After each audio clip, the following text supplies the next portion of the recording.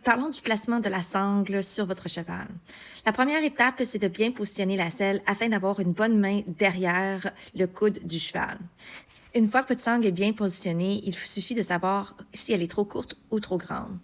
Première des choses, identifier où est le coude et où est le pointe de l'épaule du cheval. Regardez maintenant derrière le coude, vous avez la jonction des côtes thoraciques et du sternum qui est une zone sensible. Vous avez également un gros nerf qui sort derrière le coude et vous ne voulez pas appuyer votre sangle dessus.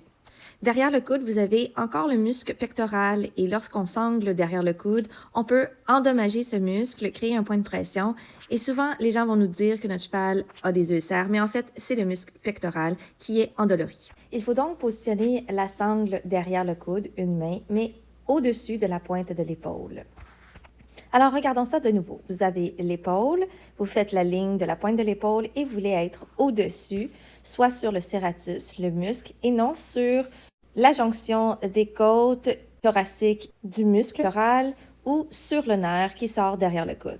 L'importance d'avoir une bonne longueur de sangle peut altérer le mouvement de la selle, peut également endommager au niveau des côtes et réduire la fonction du mouvement du cheval.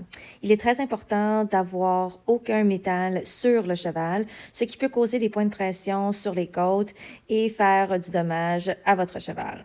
Il existe des protecteurs pour les sangles qui n'ont pas de protection. Alors, le positionnement de la sangle est tout aussi importante que votre selle.